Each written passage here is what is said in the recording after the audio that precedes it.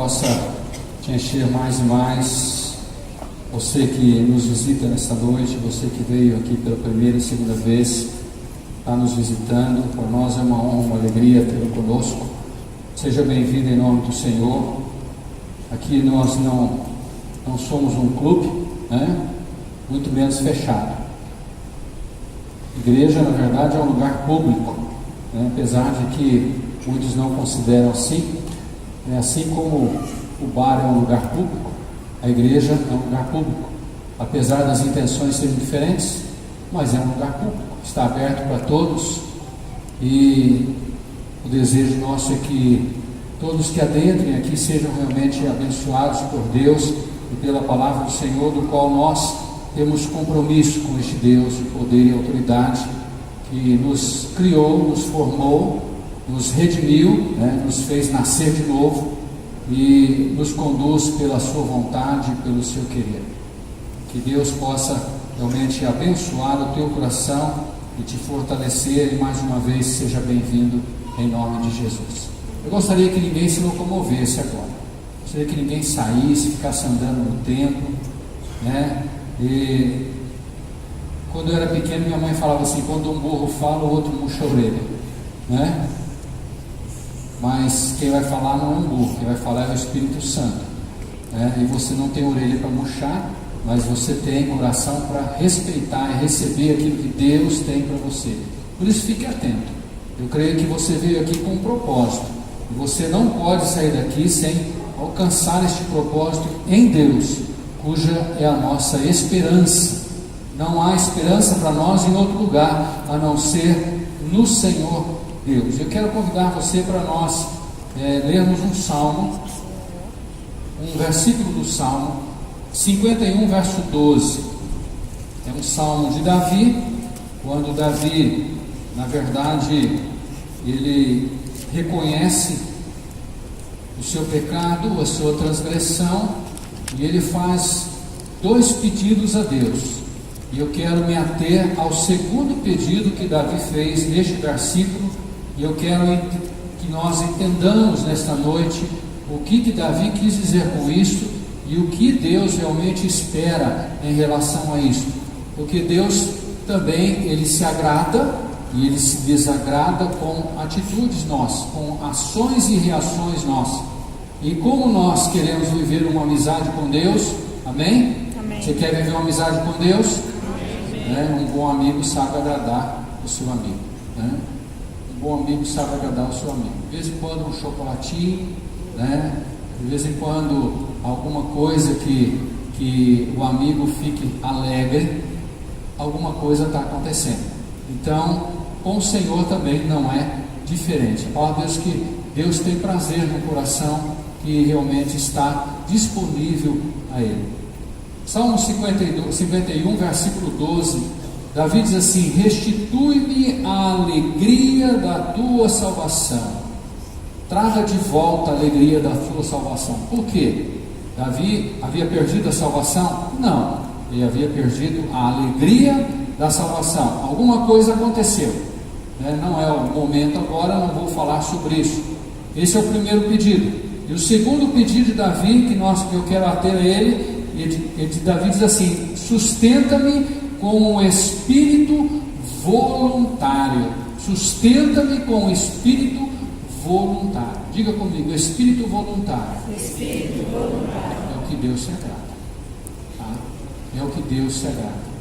Na verdade, Davi queria realmente restaurar a sua comunhão com Deus, restaurar o seu relacionamento com Deus, de uma forma a trazer novamente a glória de Deus e fazê-lo viver em alegria, porque ele havia pecado, havia transgredido, e ele havia perdido a alegria. O cristão autêntico e verdadeiro, quando ele pisa na bola, ele perde a alegria, ele fica triste. E a própria palavra de Deus diz que há uma tristeza segundo Deus, que é para a salvação, e uma tristeza segundo a carne, que é para a morte. E glória a Deus quando nós nos entristecemos, quando erramos, entristecemos. Não glória a Deus pelo erro, mas pela tristeza que o erro proporciona em nós. Isso é resultado, é consequência de que o Espírito Santo habita em nós. Se eu erro, e aquilo não tem efeito na minha vida, eu não me entristeço com aquilo, alguma coisa está errada. eu preciso realmente tomar uma providência. Na verdade, quando Jesus realizou o seu ministério aqui na terra, a Bíblia mostra que muitas pessoas seguiam Jesus. Ele tinha muitos discípulos que caminhavam ao seu lado, né? Mas na hora H mesmo, esses discípulos se debandavam. E nós precisamos entender por que isso acontecia. Que espírito que direcionava essas pessoas? Qual era o objetivo, o foco dessas pessoas? Nós podemos notar que muitos passaram pelas histórias bíblicas. Pessoas que foram agraciadas por Jesus, pessoas que participaram dos milagres de Jesus, pessoas que vivenciaram milagres. Você já vivenciou o milagre de Jesus? Amém? Amém? Eu já vivenciei milagres do Senhor, né? Coisas que são muitas vezes impossíveis para nós, Deus manifesta a sua glória. Mas isso não quer dizer que o meu relacionamento com Deus está estabelecido. Os milagres de Deus na minha vida não quer dizer que eu estou de bem com Deus, que eu estou afinado com Ele, que eu estou unha e carne com Ele. Isso não quer dizer. A Bíblia mostra que pessoas passaram pelo ministério de Jesus, participaram do ministério de Jesus e foram mencionadas na palavra de Deus. Mas se você observar, essas pessoas foram mencionadas somente naquele momento, eles sumiram da história. Pessoas que tiveram um momento em cujos nomes foram mencionados, porque eles vivenciaram um episódio, um milagre, uma manifestação de Deus através de Jesus Cristo nas suas vidas. Mas elas se perderam na história. Por que isso? Por que essas pessoas, por que aconteceu isso com essas pessoas? Por que esses momentos não foram momentos eficazes na vida dessas pessoas, para que levasse a se estabelecer num relacionamento com Deus? Porque vocês há de convir comigo que lá, né, e num determinado ponto, quando Jesus fala a respeito do relacionamento de Deus com o homem, a palavra de Deus diz que todo mundo deixa Jesus, e ele fica apenas com os seus 12. Muitas pessoas caminhavam com Jesus. No momento dos milagres, Jesus multiplicou pães, e cerca de 5.000 pessoas foram alimentadas, foram mulher e criança. Muitas pessoas caminhavam ao lado de Jesus, mas eles apenas passaram. Por que isso? Porque eram pessoas que tinham interesse naquilo que Jesus fazia. Pessoas interessadas. Aqueles que passaram pelo ministério de Jesus eram interessados, pessoas que foram até Jesus em busca de soluções, curas, libertações, mas não deram continuidade nessa caminhada. Pelo menos a Bíblia não registra isso. Alguns deles permaneceram um tempo com Jesus, né? Ficaram, mas pessoas que tinham prioridades na sua vida, pessoas que tinham afazeres na sua vida e não tinham, entre aspas, tempo para Jesus. Não tinha tempo. Pessoas que estavam interessadas naquilo que Jesus podia fazer, mas elas não estavam comprometidas naquilo de quem era Jesus. Pedro, certa vez, ele declarou isto: Tu és o Cristo, o Filho do Deus vivo. E quando e aonde eles aprenderam e receberam isso? Através de uma vida de relacionamento com o Senhor, através de uma convivência. E na verdade, este é um dos grandes problemas com aqueles que buscam a Deus apenas por necessidade. Oxalá que você não seja como essas pessoas, que esteja buscando a Deus por necessidade. Porque o que acontece? A tendência é que quando essa necessidade for suprida, acaba o interesse. É verdade? Esse é o relacionamento que nós temos no comércio. Você tem interesse no chocolate, você vai lá e compra o chocolate. Você come o chocolate, saciou o seu desejo, acabou o interesse. Você só vai voltar lá e comprar outro quando você tiver novo interesse. Você não vive uma vida de relacionamento com o comércio da cidade, né? Quem tem uma vida assim, muitas vezes acaba extrapolando, estourando o cartão de crédito e entrando em grandes dificuldades. Graças a Deus por isso que não acontece isso com você, mas na nossa vida com Deus, ela não pode ser assim. E na verdade eu gostaria de citar alguns textos bíblicos, não vou ler, mas se quiser anotar para ler em casa, alguns episódios. Marcos capítulo 5, versículo 22, O Evangelho de Lucas, capítulo 8, versículo 41, fala a respeito de um homem chamado Jairo. E a Bíblia menciona esse homem, que ele vai até Jesus em busca de uma solução para um problema grave que ele estava vivendo. A sua filha estava à beira da morte. Nesta situação, ele ouve falar de Jesus e ele vai até Jesus. Mas quando ele chega em Jesus, alguns dos seus chegam para ele: não incomode o médico, sua filha já morreu. Jesus vai lá e realiza um milagre na vida de Jairo. E a história de Jairo se encerra aí, exatamente neste ponto, quando Jesus ressuscita a filha de Jairo depois de morta, realiza um milagre. Aquela casa foi inundada pela glória de Deus, aquelas pessoas viveram a experiência de Deus, mas a história de vida, de relacionamento de Jairo, ela para aí. Eu não quero especular sobre isso, mas não menciona nada a respeito mais de Jairo em relação a isso. No Evangelho de Marcos, capítulo 5, versículo 25 em diante, Mateus 9, 20 em diante, Lucas 8, 43 em diante, esses três evangelhos citam a situação de uma mulher doente, enferma. A Bíblia diz que essa mulher sofria de uma hemorragia, que há 12 anos ela havia buscado todos os recursos da face da terra, e a Bíblia cita um detalhe: ela havia acabado com os seus recursos, ela não tinha mais dinheiro para pagar médico. Ela vai até Jesus. Isso prova que a ação de Jesus é gratuita, né? Isso traz para nós um refrigério. A ação de Jesus é gratuita. E a palavra de Deus mostra algumas dificuldades que essa mulher enfrentou para chegar até Jesus. Ela tinha a convicção que se apenas ela tocasse na veste de Jesus, ela seria restaurada daquela enfermidade. E ela vai, considerada como uma mulher imunda, porque a lei era essa: quem tivesse um fluxo de sangue era considerado imundo. Aquela mulher era uma mulher discriminada. Ela entra no meio da multidão, ela vence a barreira dos discípulos, ela toca em Jesus e ela é curada. E às vezes eu fico perguntando: e se ela não tivesse essa hemorragia? Será que ela tinha ido até Jesus? Né? E como uma coisa para se pensar. Talvez isso sirva de uma lição para nós, de algo pessoal. Por que eu tenho buscado Jesus? Por que você está aqui nesta noite? Existe alguma pressão sobre você?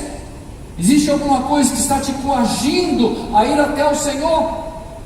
Ah, pastor, eu busquei todos os recursos da face da terra, só sobrou Deus. Glória a Deus, porque sobrou a melhor parte. Se você tivesse invertido a história, já estaria livre fazia tempo, né? Ainda bem que Ele é a última oportunidade na tua vida e vai funcionar se você realmente assim se posicionar diante do Senhor. Mas o que eu quero dizer é o seguinte: o que está te pressionando a buscar Deus? O que está te pressionando? Essa é a questão desta noite. É isso que eu quero que você entenda. Mateus capítulo 8, versículo 5 e Lucas capítulo 7, versículo 1 fala a respeito de um centurião, um homem elitizado, da elite, um soldado de patente, que cuidava de uma centúria de 100 soldados romanos. Ele era um capitão. E ele tinha um servo que estava doente, um homem amoroso, um homem cheio de fé, e foi realmente mencionado por Jesus como um alto grau de fé daquele homem. Mas ele vai até Jesus porque ele precisa de uma solução, de uma cura de um servo.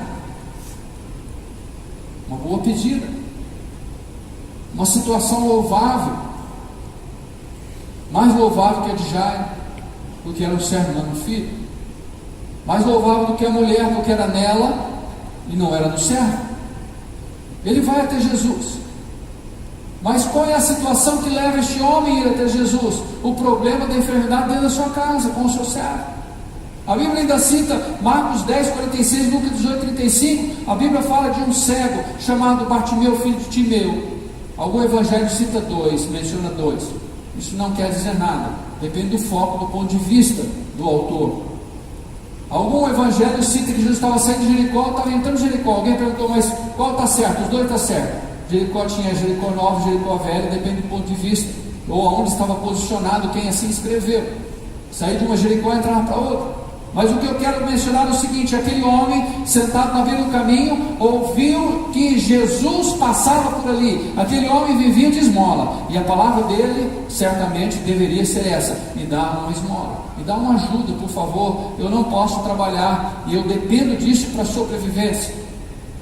Mas quando ele ouve que Jesus passa por ali, uma nova atitude forma dentro do seu coração, um novo sentimento flui dentro da sua vida. E ele começa a clamar: Jesus, filho de Davi, tem misericórdia de mim. As pessoas tentavam abafar, mandasse que ele calasse a boca, mas Jesus ouve o clamor. Mas por que aquele homem clama de uma forma diferenciada para Jesus? Porque ele sabia que em Jesus tinha a solução para aquilo que as pessoas não poderiam colocar na sua mão, que era uma esmola. Mas o que levava este homem a agir dessa forma? Era a sua condição. Será que se ele não fosse cego, ele estaria na beira do caminho? Provavelmente não. Será que ele teria um encontro com Jesus? Provavelmente não. E depois, o que aconteceu com ele? A Bíblia não diz. A história de Bartimeu acabou exatamente aí. Por último, eu quero mencionar Marcos 22, 1, Mateus 9, 1, Lucas 5, 17. Paralítico de Cafarnaum. Um homem aleijado, paralítico, que é levado numa casa, e a casa totalmente cheia de pessoas que estavam interessadas por Jesus. E aqueles discípulos daquele homem, levando aquele homem, abrem o telhado e desce aquela cama no meio do prédio da casa. E Jesus realiza um milagre ali. Eu vou entrar em pormenores. E a Bíblia diz que aquele homem toma a sua cama e vai para a sua casa. Um milagre, uma ação poderosa de Deus. A vida de um homem que era paralítico, e como resposta do milagre, ele toma a cama e vai para a sua casa. E a história encerra exatamente aí, que ele tomou a sua cama e foi para a sua casa. E depois, por que o levaram ali? Será que se não fosse essa situação, ele teria ido ali? Mulher cananeia também não é diferente. Aquela Sírio-Fenícia que tinha uma filha endemoniada, está lá em Mateus 15, 21. Chega até Jesus, se humilha diante do Senhor, porque ela tinha um problema. Fôssemos falar de pessoas assim, nós íamos passar um bom tempo falando, muitos exemplos bíblicos. Mas eu queria só que você entendesse o que Davi quer dizer: sustenta-me com um espírito voluntário. Sustenta-me com um espírito voluntário. Pessoas que foram atrás de Jesus em busca de soluções.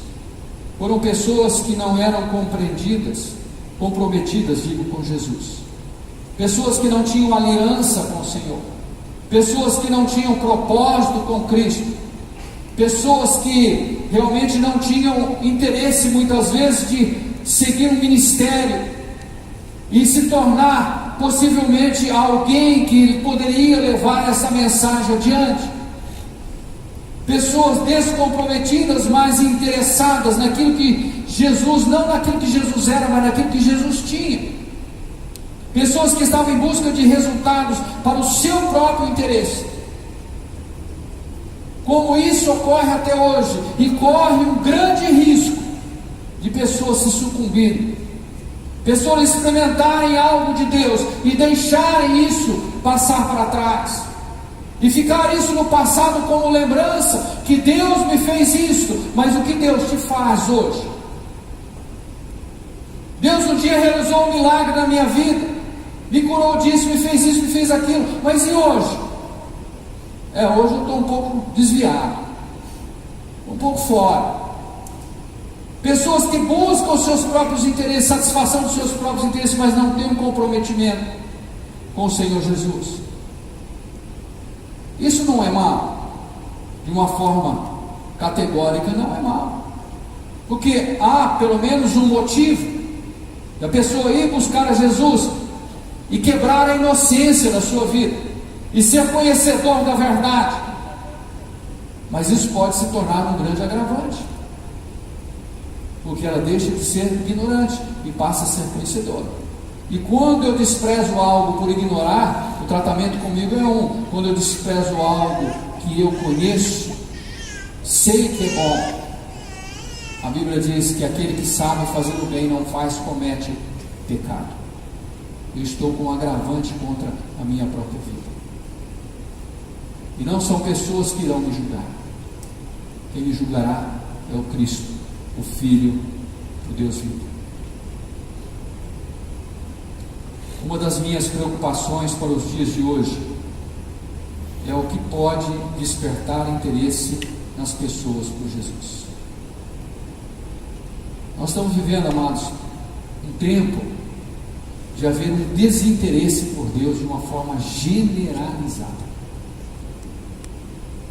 Você vira do avesso para ver se você consegue colocar no coração das pessoas o entendimento que sem Jesus o homem não é nada. Sem Deus ele não é nada. Ele não consegue entender isso. Ele sempre acha que ele pode dar um jeitinho. Ele sempre acha que ele pode dar uma manipuladinha e mudar a situação. Infelizmente, se não houver um despertamento momentâneo, autêntico, para os nossos dias de hoje, possivelmente será tarde demais. Quando despertar o lago de fogo e enxofre, onde Jesus disse que haverá pranto e ranger de dentes, não haverá mais solução. Não haverá mais solução. E muitas vezes as pessoas não levam isso a sério. Pessoas, elas querem Deus, buscam Deus, mas para satisfazer interesses próprios. E na verdade o que a palavra de Deus mostra para nós é que Deus tem prazer em algo totalmente contrário.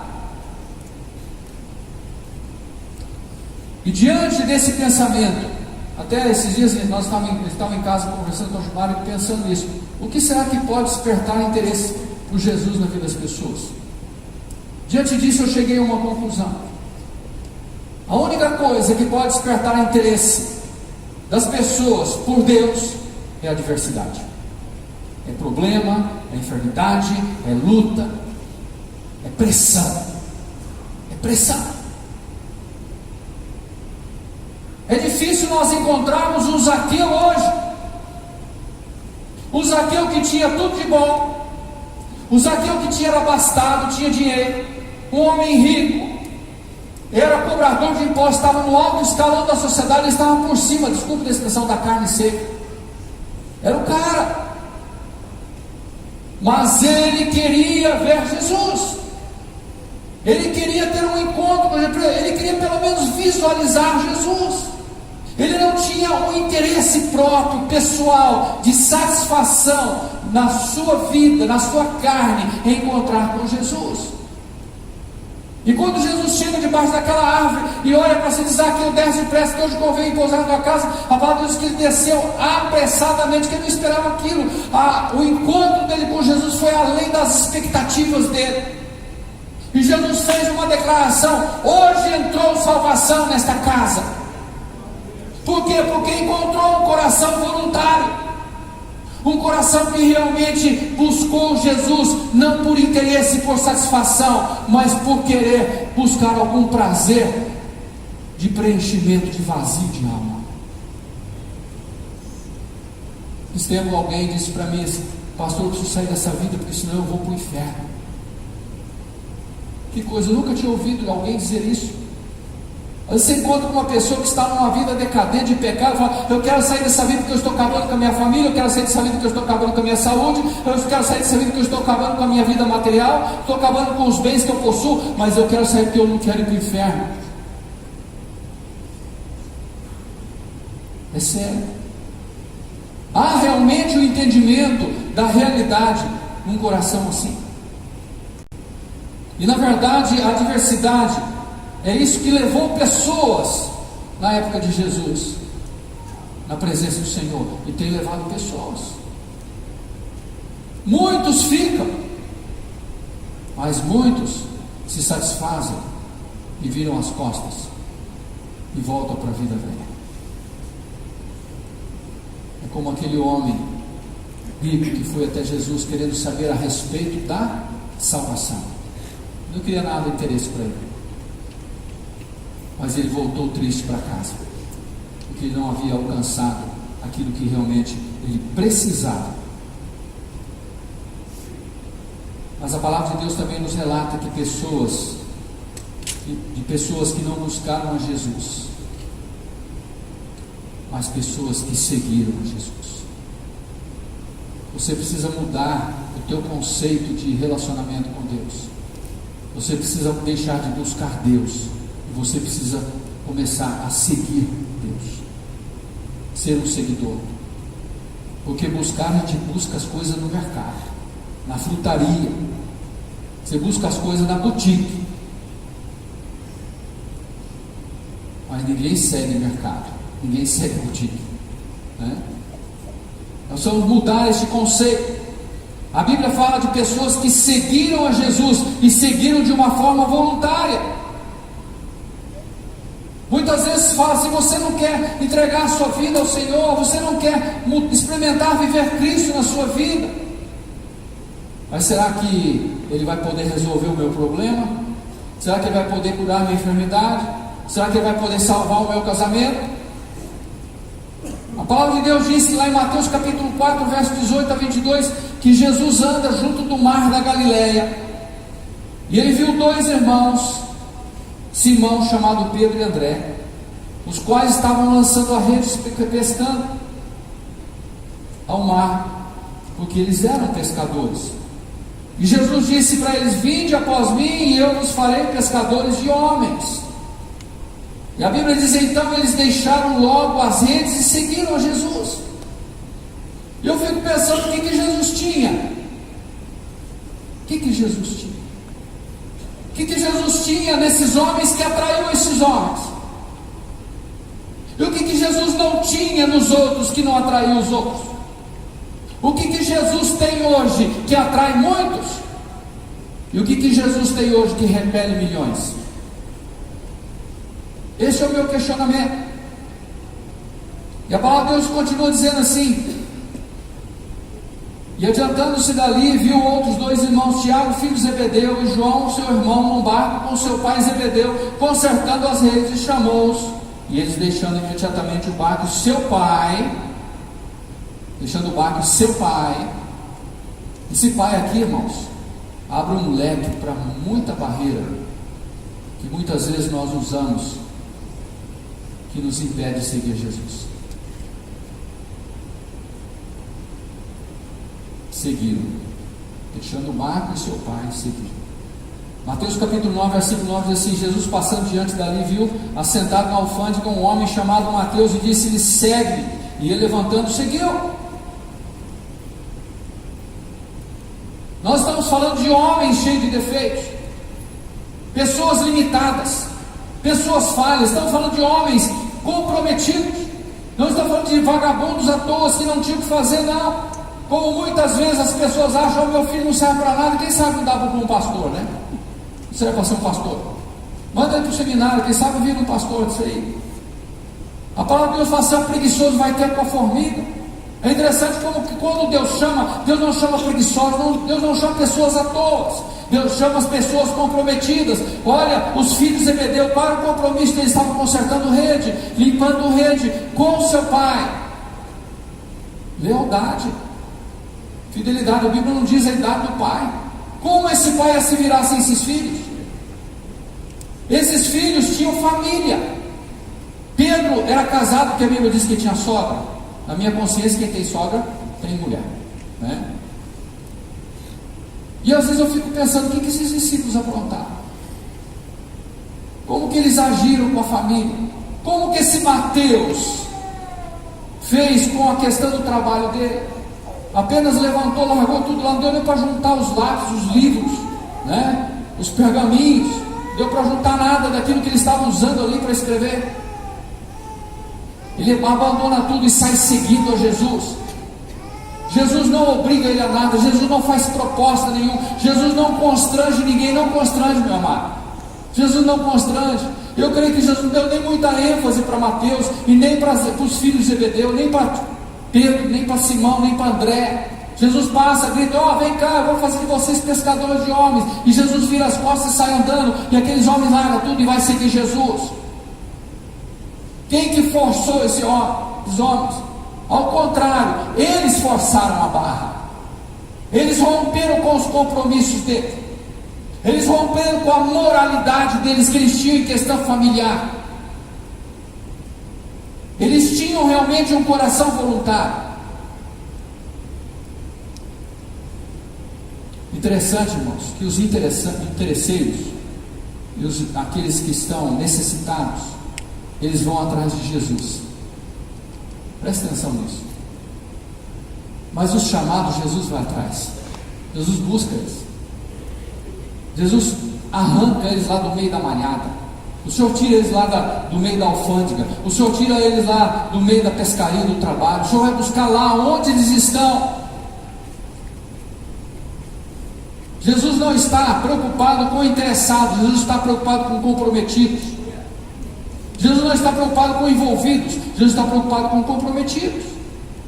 E é isso que Deus quer: coração voluntário, coração que se dispõe em fazer a obra do Senhor, coração que quebra as barreiras, quebra as dificuldades. Eu fico pensando, como que Pedro tratou da família? Como que Tiago sustentou a família? Como? Será que eles receberam salário para isso? Né? E às vezes eu fico preocupado porque a Bíblia não registra Jesus chamando Judas. A Bíblia não registra. Nem fala da família, nem diz quem ele era. Era um ator, cara espertalhão, né? Esperto, não em sabedoria, em malandragem. Jesus olhou nele e falou assim: vou te dar uma oportunidade. Se você perder, vai ser só essa. Na verdade, amados, com esses que Jesus contou, com esses comprometidos que Jesus contou, sabe por que nós estamos reunidos aqui? Sabe por quê? Porque esses homens, apesar dos seus erros, das suas falhas, eles foram comprometidos e fiéis ao Senhor. O Evangelho transpôs o tempo, transpôs barreira e chegou até mim e até você. Porque se Jesus estivesse esperando desses necessitados, desses que estavam realmente interessados naquilo que Jesus podia fazer, nós estávamos perdidos hoje. Nós estávamos perdidos hoje, porque eles tinham satisfeito os interesses deles e eles não iam levar nada para frente.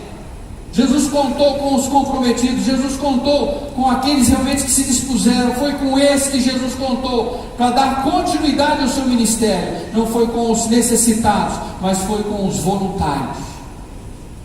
E o que eu quero que você entenda nessa noite, que nós precisamos ter um coração voluntário. Foi o que Davi pediu para o Senhor: me dá um coração voluntário. Porque quando ele não tinha coração voluntário, ele vivia se pendendo para a carne, para o pecado.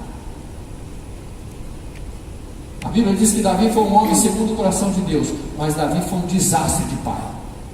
Um desastre. Davi não soube tratar com seus filhos, a ponto de o seu próprio filho querer a sua morte, perseguir e querer destroná-lo. Muitas vezes a gente não entende isso. Essa voluntariedade de coração. Deus não procura pessoas capacitadas. Deus procura pessoas disponíveis. E a minha pergunta é essa: você está disponível? Você é voluntário naquilo que Deus tem para você? Deus ama o voluntariado. E com esses Deus faz alianças. Deus faz aliança. Você não tem que servir a Deus por pressão, não. Deus não pressiona ninguém para servir a Ele, porque Deus não se agrada de pessoas que sirvam a Deus por pressão. Eu estou servindo a Deus para não ir para o inferno. Isso é pressão, meu amado. Eu estou buscando a Deus porque eu tenho medo do diabo entrar lá em casa. Isso é pressão, meu irmão. Eu estou servindo a Deus porque eu tenho medo de Deus colocar a mão e me castigar e tirar todos os bens que eu possuo. Isso é pressão. Não importa importa o que Deus fizer por você, você tem que amar Deus acima de todas as coisas, ser fiel a Ele em todas as coisas. Quando você tem um coração voluntário, você tem prazer no Senhor, você tem prazer em Deus, você anseia pela presença do Senhor, você anseia por estar vivendo em contato com o Senhor, você tem desejo de conversar com Deus a todo momento, a toda hora, você prioriza as coisas de Deus na sua vida. Não existe no vocabulário do cristão: eu não tenho tempo para Deus. Não, porque imagine se Deus dissesse para nós, e eu garanto que Deus é muito mais ocupado que qualquer um de nós aqui, ou mesmo se nós juntássemos todos nós juntos aqui, com todas as nossas ocupações, não chega nem no pé de Deus. Olha que comandar esse universo todo, e essa cabecinha de cada um terráqueo aqui é complicado, né? E Deus comanda tudo isso, e um dia Ele vai sentar no trono e vai separar tudo. Como Ele vai fazer, eu não sei, me pergunte. Eu não queria estar no lugar de Deus numa hora dessa, nunca, e nenhuma vez. Isso é complicado. Às vezes a gente comentando as coisas em casa, eu falo assim: eu não sei como que Deus vai tratar isso. Eu não sei, para Ele é simples, para nós é tão complicado, né? Olha o que Jesus diz, Lucas 17:10. Assim também vós, presta atenção nesse texto, Jesus faz uma declaração daquilo que Ele é. Jesus revela aqui o seu caráter. Assim também vós, quando fizerdes tudo o que for mandado, isto é, quando você for obediente nos mínimos detalhes, tudo que foi mandado, se fizer tudo, tudinho, entendeu? Fizer tudo o que for mandado, dizei: somos servos inúteis, porque fizemos somente o que devíamos fazer. O cumprimento apenas da obrigação se torna inutilidade diante de Deus, pois o que Deus realmente se agrada é quando estou disponível e sou voluntário em servi-lo totalmente. A palavra de Deus diz que a nossa justiça precisa exceder a justiça dos fariseus, e os fariseus eram detalhistas. A Bíblia diz que eles dizimavam até a hortelã e o cominho. O que quer dizer isso? Até aquele cantinho da horta, aonde planta lá os temperos, a hortelã, a cebolinha, eles dizimavam até aquilo, porque eles queriam ser justos, infalíveis. Mas a palavra de Deus diz que eles erravam na pior coisa: eles não tinham amor, não tinham coração voluntário, viviam cumprindo as obrigações, mas não tinham um coração voluntário. E eu quero encerrar esta palavra.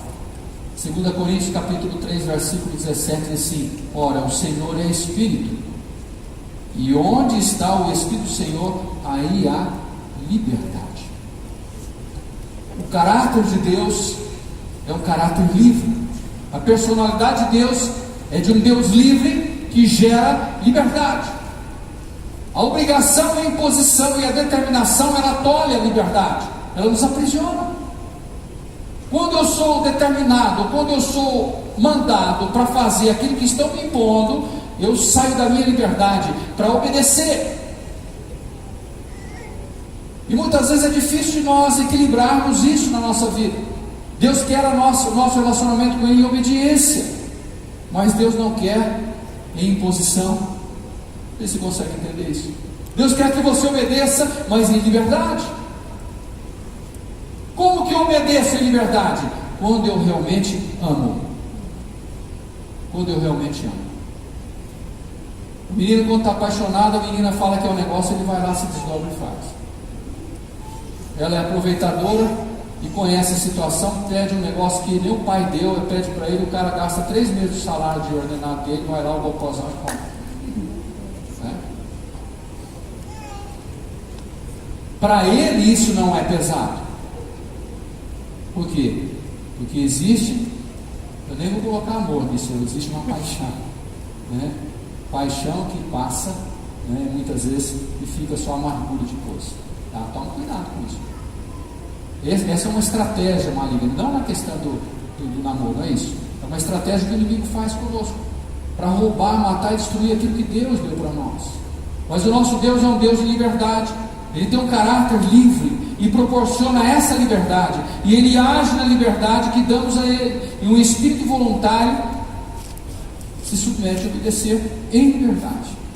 Você consegue entender isso? Ser escravo em liberdade? É o que a palavra de Deus diz. Jesus falou assim: aquele que serve o pecado é escravo do pecado, e aquele que serve a Deus é escravo de Deus. Só que ele é um escravo livre, voluntário, ele tem liberdade, e proporciona na vida dele a graça, a bênção e a unção de Deus. E o pecado faz o quê? Ele destrói, ele mata, ele rouba. Eu não sei como que você se achegou a Jesus. Você é pastor? Eu cheguei a Jesus num tempo de dificuldade, de pressão. Eu não estou recriminando isso, muito menos criticando isso. Glória a Deus pela tua pressão, mas essa pressão passou. Você não vai continuar servindo ao Senhor sob pressão, certo? Você não tem que deixar de fazer coisa errada porque o pastor está vendo. Tem gente que tem pavor de gabinete pastor. Misericórdia, irmão, precisa quebrar isso, né? Para quebrar isso, marca um dia na semana conversar comigo, tá? Quebrar essa imagem ruim. Nós estamos aqui para levantar, nós estamos aqui para ajudar a caminhar, nós estamos aqui para acusar. Eu não sou diabo, não sou acusador de ninguém. Se eu tiver que acusar, eu tenho que olhar no espelho e me acusar, porque esse eu conheço, e desse não me esconde nada. Na verdade, o que nós precisamos entender é que nós precisamos servir ao Senhor em liberdade, para que Deus tenha prazer naquilo que somos, e para que você viva a graça e a unção de Deus, e você possa usufruir daquilo que Deus tem para você. Não faça nada imposto, né? Às vezes eu fico preocupado. Nós vamos para o culto, vamos levantar, irmãos? Vamos cantar, irmão, do canto, né? Alguns com vontade, outros com pouca vontade, e outros já ficam irritados. Não quer levantar? Não levante. Não quer cantar? Não cante. Não faça nada obrigado, meu irmão. Deus não obriga você a fazer isso. E se você fizer isso de obrigação a Deus, isso vai cheirar mal diante do Senhor. Vai ser ruim para você isso. Porque Deus vai olhar para você e vai lembrar daquele cheiro, né, que nós exalamos quando nós fazemos as coisas que não nos agrada forçado. Faça para o Senhor. Se vamos fazer para o Senhor, vou ter vontade de fazer, então faça de todo o teu coração, né? Celebre ao Senhor. Quantos aqui têm filhos? Levanta a mão. Quando chega a data do aniversário do teu filho, você faz o quê? O quê? Porque você ama. Então celebre ao Senhor. Celebre aquilo que você ama, né? Celebre aquilo que você ama. Eu pergunto, onde que está na Bíblia que é para você comemorar a data de aniversário do teu filho? Onde tem isso na Bíblia? Eu pergunto, e por que Jesus, teu filho é melhor que Jesus? É de se pensar, não é? É de se pensar. Muitas vezes nós enfatizamos tantas coisas corriqueiras, são coisas tão pequenas, tão passageiras, e nós damos toda a nossa força ali, todo o nosso empenho, né? Tem um movimento, vamos para a rua, né? Vai um movimento político, vamos lá, vamos buzinar, gastar gasolina, que eles não vão te devolver, com certeza, só vai aumentar o preço dela, mas vamos lá. Aí quando é para Jesus, né? Eu quero aproveitar hoje e agradecer aqueles que tiveram um impacto ontem. Que Deus abençoe vocês. O trabalho da igreja, irmãos. A igreja. Deus abençoe os corações voluntários. Tá? E foi realmente bênção. Foi cansativo? Foi. Mas é bênção. A gente não conquista nada se não cansar, né? E eu quero dizer para você, esteja focado naquilo que Deus é e tenha prazer em servir. Buscar a Deus por necessidade tira o nosso foco da condição real de buscar a Deus. Eu tenho que buscar Deus por amar o Senhor, né? Eu não tenho que buscar um casamento, se eu sou solteiro, fosse solteiro, eu tenho que buscar um casamento e olhar nas condições financeiras do meu sogro, né? Eu não tenho que fazer isso. Eu tenho que olhar nas condições de quem vai viver do meu lado. Independente se eu tirar debaixo de um ranchinho de pau a pique de lona plástica. Independente. Porque depois o dinheiro não vai restaurar o meu casamento. O dinheiro não vai mudar isso. E é assim que nós precisamos realmente viver no Senhor. Eu tenho que investir naquilo que reflete para a minha vida. Quem transformou minha vida? Quem mudou a minha vida? Quem pode mudar a minha história? Esteja focado. Não deixa o inimigo roubar o teu foco. Você não pode mudar a tua condição de buscar a Deus pela sua necessidade. Muitas vezes o inimigo vai colocar pressão sobre você, e você vai buscar a Deus por pressão.